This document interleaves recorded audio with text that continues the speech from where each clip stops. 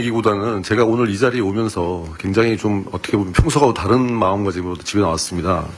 뭐 아무래도 저희는 과학기술인이다 보니까 해외에 나갈 일도 많고 그 해외 어떤 미국이나 중국이나 정말 치열한 기술 패권 경쟁을 그 한가운데서 보고 있는 사람이거든요. 그래서 지금 오늘 이 대통령 직속 국가과학기술 자문회의 위원으로서 정말 오랜만에 이 대통령을 모시고 각 부처 장관님들이 이렇게 R&D를 논하는 자리가 제가 드디어 제가 제 자문위원인 것 같다 하는 생각이 들고 그래서 이 말씀을 꼭 드리고 싶은 게 치열한 경쟁이 너무나 눈앞에서 펼쳐지고 있고요. 눈 뜨고 자고 나면 우리 경쟁자들은 우리 관련된 사람들은 우리를 제치고 앞서 나가는 게 머리가 쭈뼛쭈뼛할 정도입니다. 그래서 오늘 각 부처 장관님들께서 또 우리 혁신본부장님께서 내년 예산을 통해서 우리 그 R&D 생태계를 복원하고 우리 대한민국의 대통령이 모두 말씀하신 것처럼 자원도 없는 나라에서 머리 하나로 지금 우리가 선진국으로 올라왔는데 다시 한번 이런 자리에서 우리 모두 외람되고 죄송한 말씀입니다만 정말 비상한 각오로 임해야 우리 후손들에게 떳떳할 수 있고 우리가 이 시대를 책임지는 사람으로서 우리가 나중에 그래도 우리도 역할을 했다 할 수 있을 것 같다 하는 말씀을 제가 좀 비장한 거로 말씀을 드리고요. 오늘 굉장히 반가운 얘기가 뭐 예산 증액보다도 실제적으로 이렇게 증액된 예산이 어떻게 효율적으로 사용되고 그것이 어떻게 보면 국가 발전과 경제 성장과 나아가서 우리 국민 모두의 성장으로 연결되는가 하는 점에서 굉장히 고무적인 일이라고 생각합니다.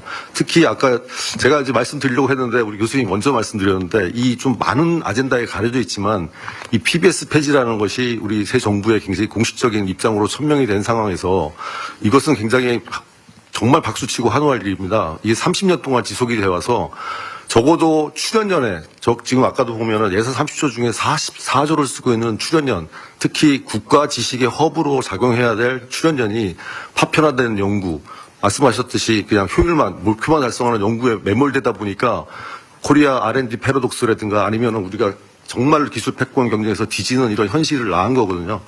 그래서 저는 이번 기회에 이 PBS 폐지에 대해서 아까 교수님도 말씀하셨지만 정말 후속 대책이 잘 정교하게 디자인이 돼가지고 정말 이번 계기로 정말 진짜 R&D 성장을 이끌어내는 국가 R&D 그리고 나아가서 젊은 세대들이 R&D 쪽으로 들어오고 또 국가적으로도 R&D 하는 분들이 존경받는 그런 사회가 되기를 바랍니다. 그런 면에서 아까 우리가 대통령께서도 그 과학자의 사기를 높이는 동인 중에서 뭐 인센티브, 금전적인 보상도 많이 있었지만요.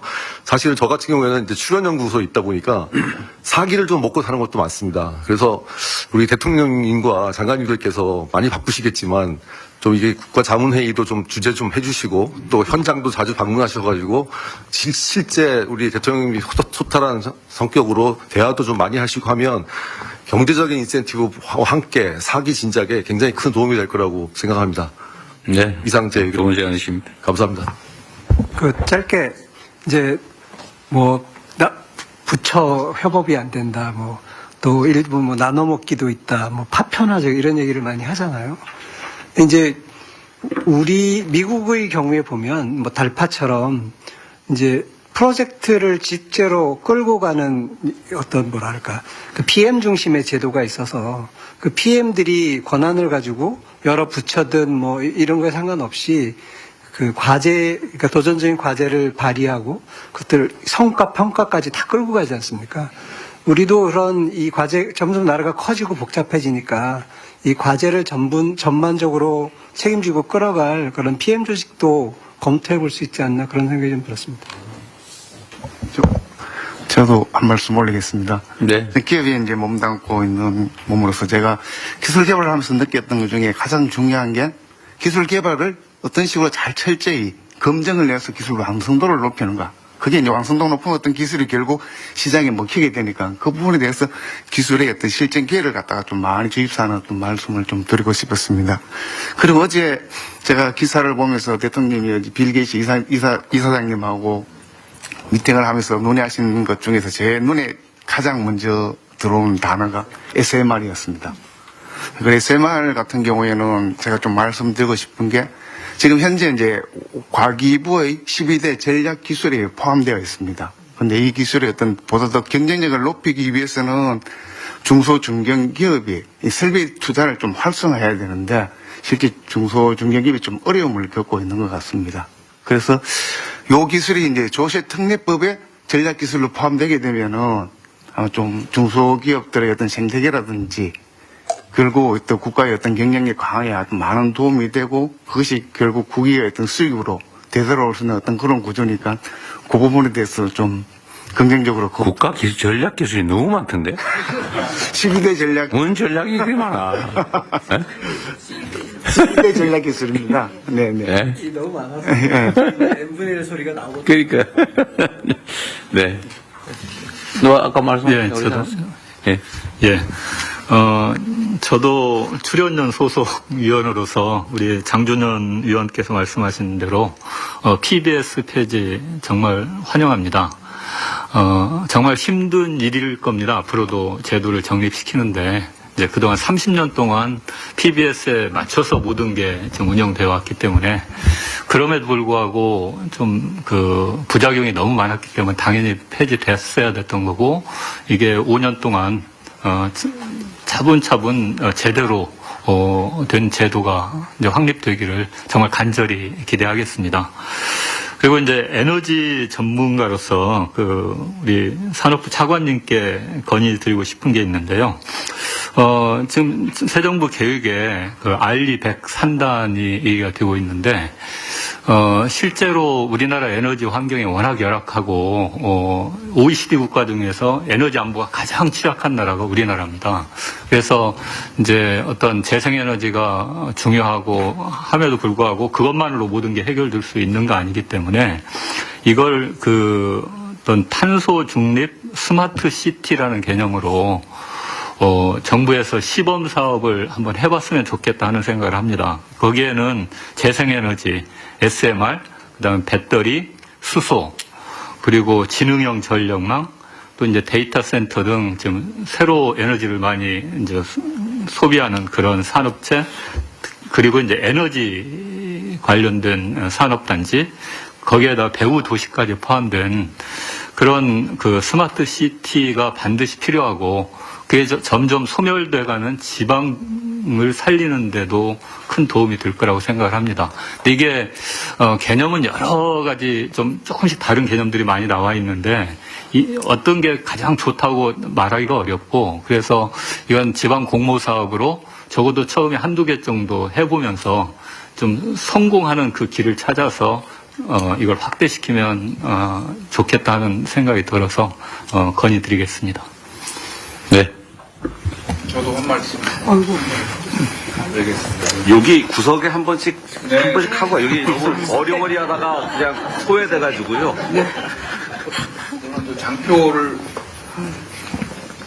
장표를 보고 설명을 드리겠습니다. 아까 처음 주신 거 7조개예요. 이제 재생에너지 중심의 에너지 대동맥 구축 설계하셨는데 지금 이제 재생에너지 좌측 그림 보면은 이제 초고효율 태양전지 풍력 나와 있는데요.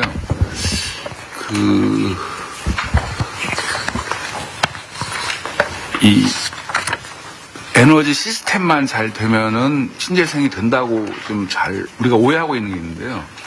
제가 지금 비유를 해서 말씀을 드리자면은 우리가 이제 어렸을 때 우리나라는 이제 지하자원 빈국이라는 얘기를 많이 들었잖아요. 제가 보니까는 기후자원도 빈국입니다. 기후자원도. 이게 무슨 말씀이냐면은 재생에너지는 기후 예측이 안 되면요. 문제가 있는 거거든요. 그러니까 재생에너지 자체가 중요한 게 물하고 햇볕하고 바람이잖아요. 다 기후지 않습니까? 예를 들어서 지금 혹자는 우리나라 서남 해안에 풍력을 얼마나 깔면은 다 40% 해결한다고 하는데 기후가 어떻게 될지 모릅니다. 지금 아마 제가 듣기로 이제 기후 에너지부를 신설하신다고 했는데 그때 기후는 이제 기후 위기 대응의 차원에서 이제 기후를 생각하시는 것 같은데 그게 아니라 기후를 예측해야 우리가 신재생 에너지를 제대로 할 수 있다. 그 말씀을 제가 지금 원래는 제가 이제 기관장이니까 PBS 말씀을 드려야 되는데 그건 워낙 좋게 다 말씀하셔갖고 그건 빼고 요 기후에 대해서 좀 제가 제 의견을 드립니다. 예, 감사합니다. 의무방어전은 안 하셔도 됩니다. 네. 네. 네. 혹시 뭐 꼭 해야 되겠다는 분이 있어요? 제가 조금만 네. 뭐 저기하고 이은경 교수님은 한 번씩만 얘기를 하고 가시면 될 것 같아요. 정말 좋은 말씀들 많이 해주셔서 제가 사실은 뭐 별로 발언 드릴 게 없었을 수 있는데요. 아까 인센티브 제도를 계속 말씀하셨는데 그게 이제 어떤 기술이 대박 기술로 성공을 했을 때 그거에 대한 보상을 어떻게 나눌 것이냐에 대한 고민을 많이 하셨는데 제가 이제 대학에서 저는 사실 애들을 빨리 꼬셔들여서 이공계에서 육성을 해야 되는 과정에 있을 때 고민해 보면은 그게 그렇게 큰 인센티브가 되지가 못합니다. 왜냐하면 여기 경고문님이 계시긴 하지만 삼성전자에 들어오는 직원들이 모두가 내가 경고문님까지 올라가겠다고 생각하는 사람도 있고 그렇지 않은 사람들도 있기 때문에 제가 보기에는 학생들이 학생들이라고 표현했으면 그렇습니다만 젊은 친구들이 특히 젊은 친구들의 달란트가 다르기 때문에 처음에 진입하는 경우 그다음에 그걸 연구를 꾸준히 해서 성과를 만들어내는 경우 그리고 그거를 사업화해서 이득을 창출하는 경우에 사람의 종류가 좀 다른 것 같아요. 같을 수도 있고 다를 수도 있고. 그게 아까 대통령님께서 말씀하신 기술 거래 같은 걸 하고 역시 관련이 있다고 생각을 합니다. 그래서 인센티브의 설계에서 단계별 인센티브 진입했을 때, 즉 중간 엑시트가 유리하게 인센티브를 어떻게 설계할 거에 대한 고민을 좀 해주셨으면 하는 게 제가 이제 바람이 있습니다. 중간에 엑시트를 하더라도 좋을 수 있다라는.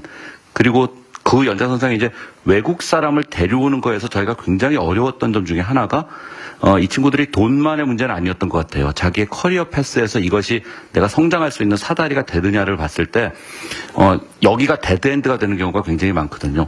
그래서 외국을 나가는 걸 너무 그렇게 겁내하시지는 마시고 특히 젊고 어린 친구들이 외국 나가는 거는 투자라고 생각할 수 있는 면이 있다는 거 하나 있고 아까 중기 벤처국 장관님 말씀에서 또 똑같은 거예요. 사실 이게 그런 면에서 저희가 지금 민간 역량이 너무나 커져 있기 때문에 사실은 관의 역량, 공무원님도 굉장히 똑똑하지만 사실은 너무 제한된 지식을 갖고 있어서 민간의 전문 지식을 가져오지 않으면 연구 과제가 산으로 가거나 배분 과정에서 이렇게 열심히 우리가 증액시켜 놓은 과정에 배분 과정에서 산으로 갈 수가 있는데 그 전문가들의 참여를 어떻게 끌어들일 것이냐.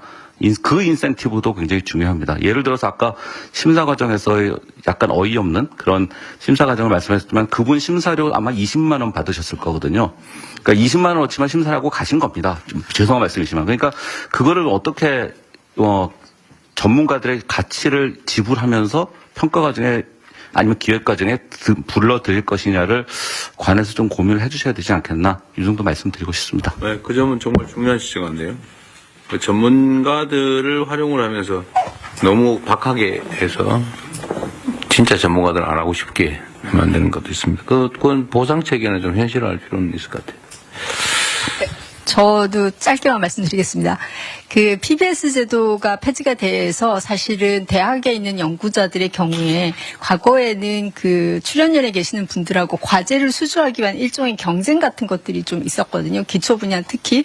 근데 그런 게 없어져서 좋은 점이 있는데 대신에 이제 그게 없어지는 대신에 새로 그 임무 중심의 대형 과제를 기획해가지고 출연연에서 이제 하시게 되면 제 생각에는 그런 것들에 대학의 연구자들이 좀 같이 참여를 해서 그 조금 현장성 있는 연구에 참여할 수 있는 기회도 되고 학생들도 또 현장과 연계된 연구를 좀 더 할 수 있는 그 일반적인 산학 연구랑 또 좀 다르기 때문에 그런 길이 좀 열렸으면 좋겠다 하는 게 하나고요. 그다음에 또 하나는 그 미국의 그 과학연구재단을 보면 사회과학이 과학으로 분류돼서 그 지원 분야에 들어가 있습니다. 근데 우리나라는 이게 굉장히 엄격하게 인문사회 따로 그 이공계 과학기술 따로 이렇게 돼 있는데 오늘 말씀하신 여러 가지 그 신기술들의 경우에 과거에는 기술 속도가 좀 느렸기 때문에 기술이 개발되고 나서 그것이 갖는 뭐 문제라든지 사회의 변화라든지 또는 뭐 그것의 전망이라든지 이런 것들이 이제 뒤따라가면서 연구했었는데 지금은 속도도 빠르고 굉장히 빨리빨리 전환이 되고 있기 때문에 그게 같은 속도로 진행이 되는 게 좀 필요해 보이고 따라서 이런 과학기술과 관련된 어떤 사회과학 입장에서 연구, 이를테면 경제적인 파급 효과나 사회적인 파급 효과나 이런 것들이 같이 연구될 수 있는 어떤 연구 지원 제도가 있으면 좋겠다 생각합니다. 네. 대통령님, 제가 10초만 하겠습니다. 시간이 많이 지났는데. 제가 이제 거의 마무리를 하는데, 사실 국가 R&D를 수행하는 주체로서 대학의 역할은 굉장히 중요하다고 생각하는데 오늘 이 자리에서 대학에 대한 얘기가 전혀 안 나와서 제가 그냥 한번 이슈화하면서 특히 그 지역대학 육성과 관련해가지고 한 말씀 드리고 싶은 거는요. 사실 뭐 지역대학 육성이 어제 오늘 얘기도 아니고 모든 정권에서 있었는데도 왜 계속 지역대학은 계속 꺼져가고 있는지에 대한 이런 부분들이 참 답답한데요. 제 생각에는 대학에 대한 어떤 그런 투자 가지고 하나의 어떤 그런 그 사업이나 일부 어떤 그런 그 사업을 가지고 대학이 나아질 거라고 생각을 한다는 게 너무 쉽게 생각한다는 거예요. 그래서 저는 지속적이어야 되고 장기 투자가 이루어져야 되고 과감한 투자가 이루어져야지만 어떤 그 정책이 효과가 이렇게 10년 후, 20년 후에 나타나는 거지 당장 어떤 그런 그 오늘 내일 정권, 그러니까 효과를 보기 위한 어떤 대학의 정책은 처음부터 어떤 그런 그 기대를 하기보다도 그런 장기적인 어떤 시각을 가지고 해야 된다고 생각돼요. 그 다음에 이제 지역 대학과 관련해가지고는 뭐 여러 차례 이런 논의가 있었는데 그 답은 저는 지역별로 지역 산업에 특화된 특성화 전략이라고 생각합니다. 그래서 대학이 지역하고의 어떤 그런 그 연계를 가져야지만 여기에는 이제 지역 소멸이라든지 균형 발전이라든지 이런 부분하고 패키지로 이제 논의가 될 필요가 있다고 생각을 합니다. 그래서 좀 더 적극적으로 지역 대학에 대한 어떤 그런 그 투자나 어떤 그 계획들을 세울 필요가 있지 않나 하는 이런 생각을 해봅니다. 네. 예, 이상입니다. 그 기재부 장관님 지금 교수님 말씀하신